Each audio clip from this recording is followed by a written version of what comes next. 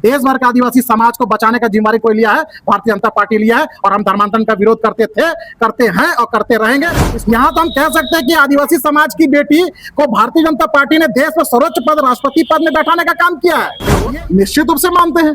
जरा मेरे साथी से पूछिए कि क्या वो महादेव को नहीं मानते हैं। और आदिवासियों की सरकार में रांची राजधानी में आपके नाक के नीचे में 2 आदिवासी महिलाओं का चेहरा कालिक पोतर घुमाया गया, आपके मुंह से चू तक नहीं निकला। और आदिवासी तो डायरेक्ट आदिदेव महादेव को ही मानते हैं, तो आदिवासी से बड़ा हिंदू तो कोई हो ही नहीं सकता है। दोस्तों, इस वक्त हमारे साथ हैं भाजपा के प्रदेश सह मीडिया प्रभारी अशोक बड़ाई। अशोक बड़ाई जी के बारे में खबर यह है भी है कि विधायक की टिकट मिलने वाली है, यानी विधायक बनने वाले हैं, ऐसा भाजपा के सूत्र हमें बता रहे हैं। खैर, उस मुद्दे को जाने दें।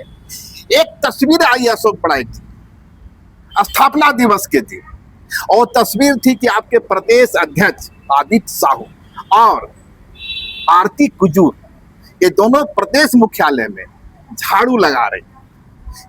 आपके विपक्षी तंज कस रहे हैं कि वहां भाजपा में पिछड़ों और आदिवासी दलितों के लिए यही स्थिति है, उनके हिस्से सिर्फ झाड़ू मारना रखा हुआ है, झाड़ू मारने का काम कर रहे हैं। क्या कहेंगे इस पर? देखिए, ये सौभाग्य की बात है जब ओबीसी समाज का बेटा, अपने आदरणीय राज्यसभा सांसद श्री आदित्य साहू जी ओबीसी समाज से आते हैं, और श्रीमती आरती कुजूर जी इस प्रदेश की उपाध्यक्ष है। भारतीय जनता पार्टी जैसे राष्ट्रीय पार्टी में ये दोनों महत्वपूर्ण पद को सुशोभित करते हैं, और किसी भी पद का, किसी भी संगठन के अध्यक्ष होते हैं और उसके जो कार्यालय होता है उसका घर होता है, उपाध्यक्ष का कार्यालय उसका घर होता है। अपने घर की साफ सफाई करने के लिए किसी से आपत्ति या किसी से परमिशन लेने की आवश्यकता नहीं है, वो उसका दायित्व बनता है। और देश के यशस्वी प्रधानमंत्री जी ने खुद जब हाथ में झाड़ू लेकर देश की सफाई को लेकर एक संदेश दिया देशवासी को लेकर कि हर व्यक्ति का कर्तव्य बनता है कि अपने अपने घर, अपने अपने मोहल्ले, अपने अपने सड़क को स्वच्छ रखने की जिम्मेदारी हर व्यक्ति का कर्तव्य होता है। उसी कर्तव्य का निर्वहन करने के लिए भारतीय जनता पार्टी के प्रदेश कार्यालय में प्रदेश अध्यक्ष राज्यसभा सांसद श्रीमान आदित्य साहू जी और प्रदेश उपाध्यक्ष श्रीमती आरती कुजूर जी अभी ने भी अपने घर के प्रांगण को साफ सफाई का बीड़ा उठाया। इसमें कहीं कोई किंतु परंतु नहीं है। और ये तो अच्छा है ना कि किसी पार्टी के में ओबीसी समाज का बेटा उस प्रदेश का मुखिया है, और एक आदिवासी समाज की बेटी उस प्रदेश, उस कार्यालय में उपाध्यक्ष पद को सुशोभित कर रहे हैं। जरा ये लोग सामाजिक क्या बोलते हैं उसको, समाज को ये लोग बोलते हैं कि हम एसटी एससी ओबीसी के बहुत बड़े हितैषी है। जरा पूछिए जाके उन लोगों से कि वहां पर बहुत जिंदाबाद मुर्दाबाद करने वाले लोग हैं।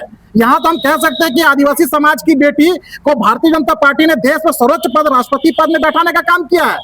ये कह रहे हैं कि झाड़ू मरवाने के लिए यही दोनों चेहरे को क्यों चुना गया, और वहां दूसरे चेहरे भी थे। देखिए, वो परिवारवादी पार्टी है, वो परिवार के लोग तय करते हैं, और वहां कांग्रेसी चमचे हो सकते हैं, कार्यकर्ता नहीं हो सकते हैं, क्योंकि परिवार की कैबिनेट तय करती है कि वहां का मुखिया कौन होगा, वहां अध्यक्ष कौन होगा, वहां बाकी कुछ कौन होगा। आप आदित्य साहू जी के बारे में बताएं, उनके पिताजी क्या करते थे। आप आरती कुजूर जी के पिताजी पूर्व विधायक थे, लेकिन आरती कुजूर जी एक सामान्य आदिवासी परिवार से आती है।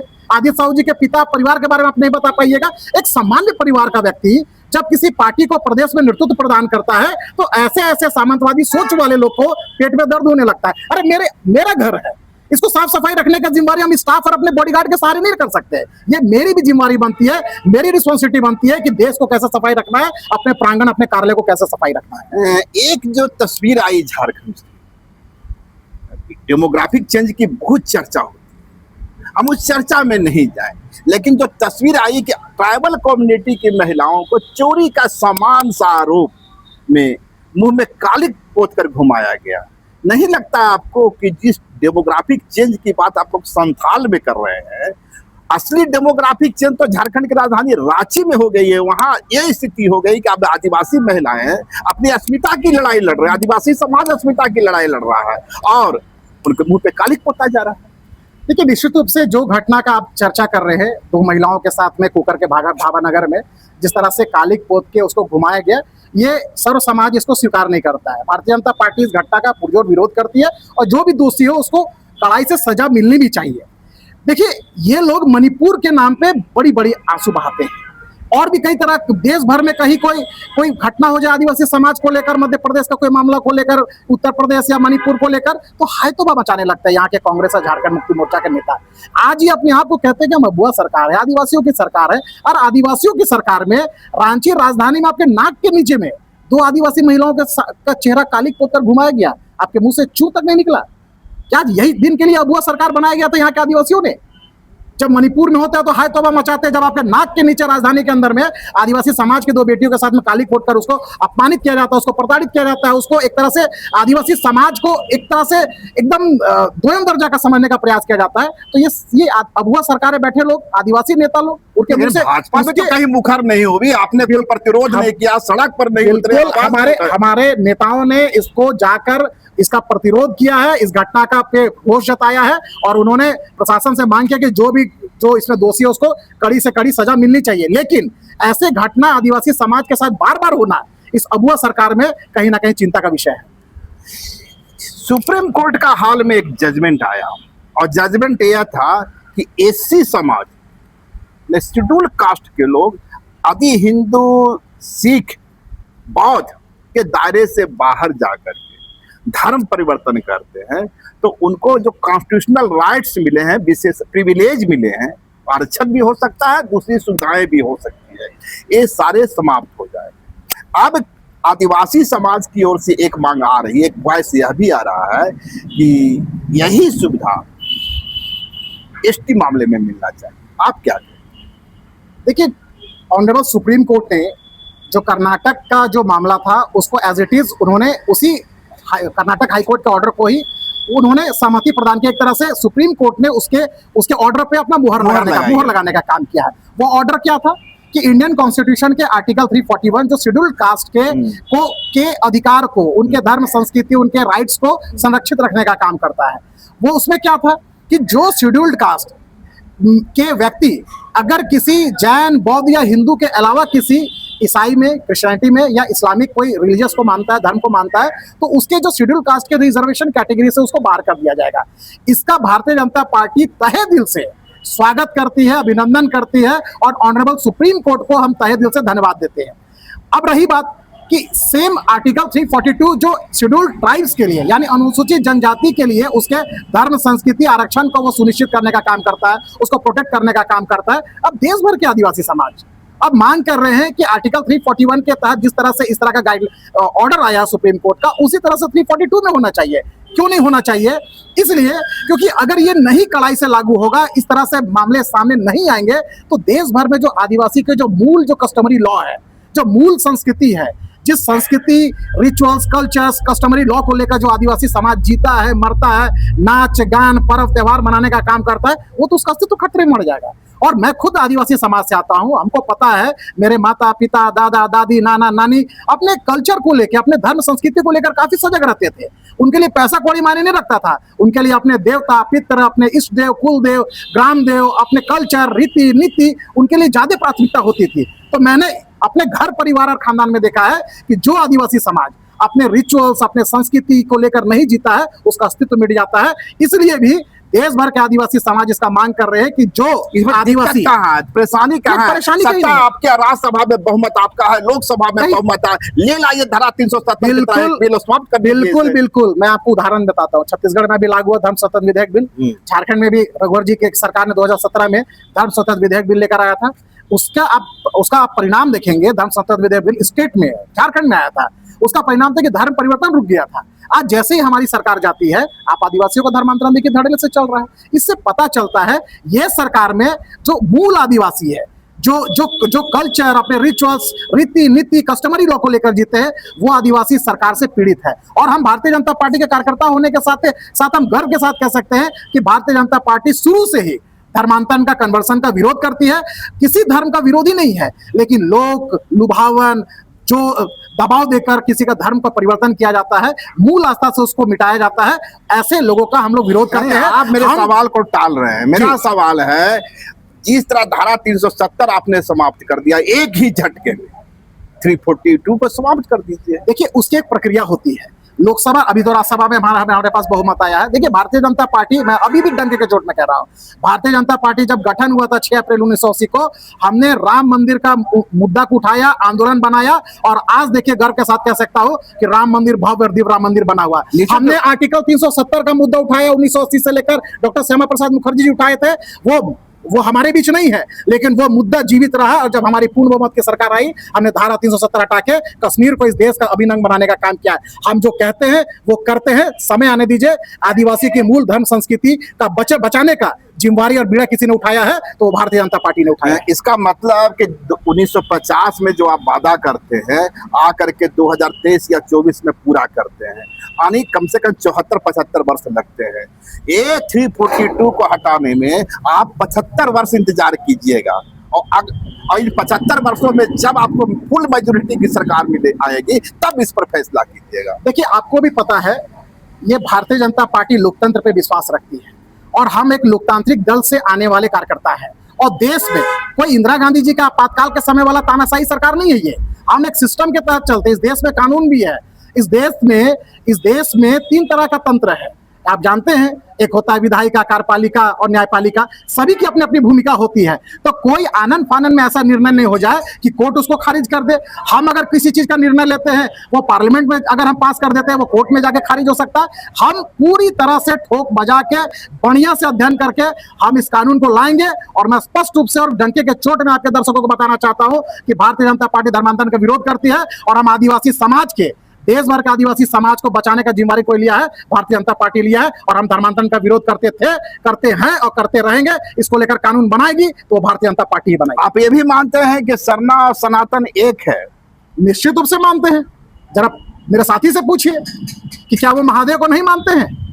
आप आदि देव महादेव, आदिवासी, आदि काल से जो रहते आ रहा है वो आदिवासी, और जो आदि काल से जो देव को मानते आ रहे वो आदि देव महादेव। इसमें किंतु परंतु कौन क्या? जिसको समझ नहीं है वही वो ऐसा बोलते हैं कि महादेव हमारे आराध्य देव नहीं है।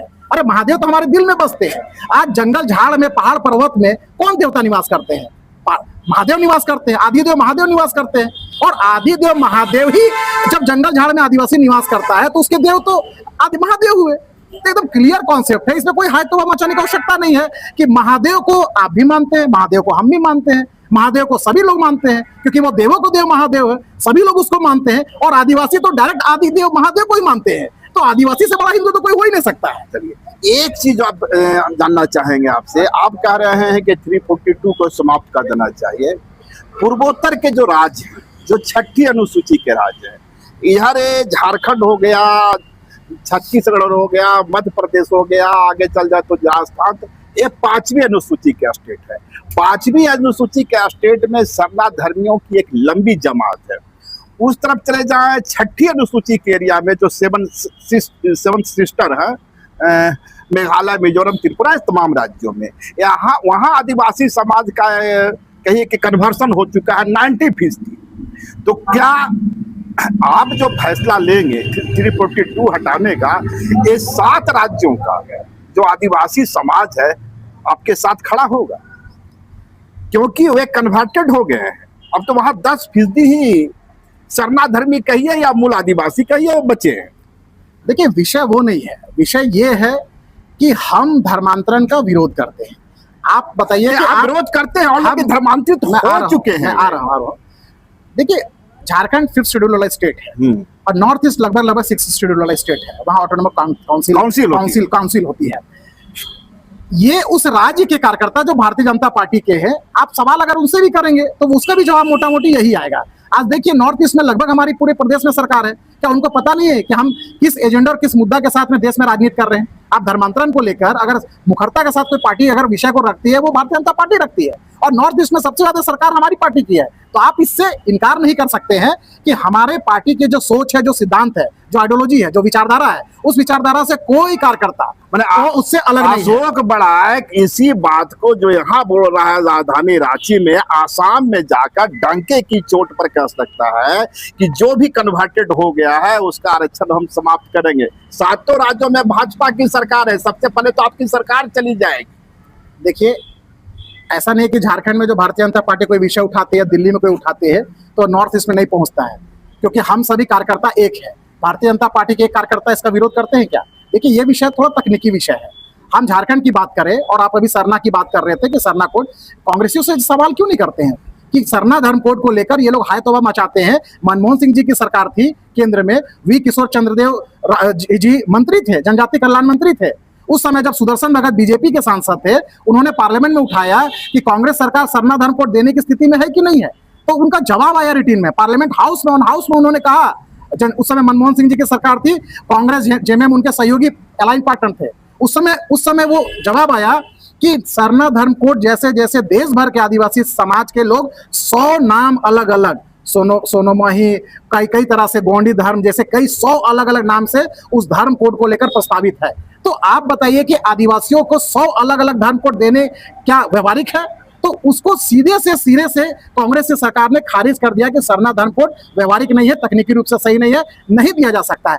आज ये कांग्रेसी, आज ये झारखंड मुक्ति मोर्चा के लोग ये झारखंड के आदिवासी समाज को बुड़बक समझते हैं क्या, बेवकूफ समझते हैं? आपकी सरकार थी, आपने सिरे से खारिज किया कि सरना धर्म कोड दे नहीं सकते हैं, और आज यहाँ के आदिवासियों को आप बेवकूफ बनाने का काम कर रहे हैं, बुड़बक बनाने का काम कर रहे हैं। हम तकनीकी फैक्ट एंड फिगर के साथ में बात करते हैं। भारतीय जनता पार्टी किसी को प्रलोभन देने की बात नहीं करती है। जो होगा कानूनन होगा, विधि सम्मत होगा, बाबा साहब भीमराव अम्बेडकर के संविधान के अनुरूप होगा, और उसी के अनुरूप हम देश में कानून बनाने की बात करते हैं। वो चाहे आर्टिकल 341 हो, चाहे आर्टिकल 342 हो, पूरा नियम कानून और बाबा साहब के संविधान पर आस्था रख के ही हम कोई कानून बनाने का काम। आप कह रहे हैं कि जब हम कोई फैसला लेते हैं तो आसाम तक भी इसकी आवाज जाती है, यानी हम स्टेट वाइज फैसला नहीं लेते हैं। मैं एक एग्जांपल देता हूँ, इस हिंदी पट्टी में गौ हत्या बंद है, गाय खाना पाप है। आप मिजोरम चल जाइए, त्रिपुरा चल जाइए, मेघालय चल जाइए, इन तमाम राज्यों में आपका स्टैंड दूसरा होता है। वहाँ गाय आपकी माता होती नहीं है, गोवा में आपकी गाय आपकी माता होती नहीं है। तो त्रिपुरा के लिए या 7 राज्यों के लिए अलग स्टैंड, गोवा के लिए अलग स्टैंड, और ये जो गोबर पट्टी हिंदी पट्टी का एरिया है इसके लिए आपका एक अलग स्टैंड। देखिए, कोई स्टैंड अलग नहीं है। हम जय श्री राम का नारा लगाते हैं, ये पूरा भारत में जय श्री राम का नारा पूरे कार्यकर्ता लगाते हैं। और गौ हत्या इस देश में पाप है। किसी राज्य स्तर पे आसाम में वैध कैसे हो गया, गोवा में वैध कैसे हो गया, मिजोरम में वैध कैसे हो गया? वैध कहीं नहीं है। और ये प्रश्न कहाँ से आया ये मुझे जानकारी नहीं है, लेकिन इतना कह सकते हैं इस देश के अंदर में गौ हत्या पूर्ण रूप से प्रतिबंध है। और भारतीय जनता पार्टी जहां भी गौ हत्या होती है उसका पुरजोर तरीके से विरोध करती है। इस प्रदेश में क्या है, आप आसाम के सीएम हैं हेमंत बिस्वा शर्मा, वो कहते हैं भाई हम कहाँ रोक रहे हैं गाय खाने से, खाओ ना उधर, छुप के खाओ, चुप्पे खाओ। ये चुप्पे छुप के खाने वाले। आपको मैं उदाहरण देता हूँ, इस प्रदेश के अंदर में अभी सिमडेगा के बोलबा में 200 गाय को पकड़ा गया। इस प्रदेश में किसकी सरकार है? किसकी सरकार है? हेमंत सोरेन जी की सरकार है। वहाँ कांग्रेस के विधायक है भूषण बाड़ा और नमन मिर्जा कुंगाड़ी, उनके सह में 200 गाय पास हो रहा है। वो क्या कर रहे हैं पास करके? वो कटवाने का ही ना काम करेंगे। और वो कटवाने वाले लोग कौन है? ये सरकार में सत्ता का संरक्षण में वो लोग काट रहे हैं। तो ये पाप तो हर जगह है, पूरे देश भर में। मेरा सवाल दूसरा, मैं आपके सवाल पे आ रहा हूं, मैं आपके सवाल पे आ रहा हूं। पूरे देश में गौ हत्या को बैंड कर दीजिए एक साथ। बैन है, कहाँ बैन नहीं है? आप देखिए इस सरकार में, मैं तो उदाहरण दे रहा था, देखिए गौ तस्कर को अगर रोकने का काम करते यहाँ के पुलिस अधिकारी संजय टोकनो, जिसको हटिया बिरसा चौक में टुपुदाना में गाड़ी चढ़ा के गौ तस्कर मार देते हैं, किसके साथ पर ये लोग करते हैं? देखिए कानून पूरा देश भर में गौ हत्या पाप है। अब चोरी छिपे कोई अपना घर का गाय को चोरी छिपे लाकर काट के अंदर अगर मारेगा तो ये पुलिस प्रशासन की जिम्मेवारी बनती है। सूचना देने वाला जो सूचना तंत्र है उसकी जिम्मेवारी बनती है कि बताए कि कहाँ कहाँ गाय कट रहा है, कहाँ कहाँ गौहंस की हत्या होती जा रही है। का बयान सुने हैं, वे तो गाय की परिभाषा ही बदल दी है पूर्वोत्तर के लिए, कहेंगे वो गाय तो है ही नहीं है।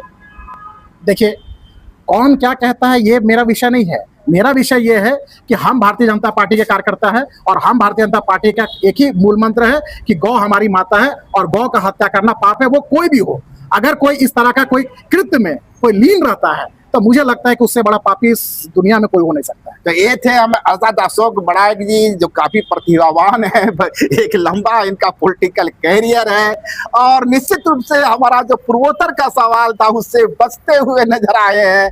बावजूद इसके इतना कहा जा सकता है कि ट्राइबल कम्युनिटी का एक मजबूत वॉइस बनकर अब सामने आ रहे हैं। शुक्रिया, नमस्कार। लाइव लगातार के वीडियो को लाइक करें, सब्सक्राइब करें और बेल आइकन को दबाना न भूलें।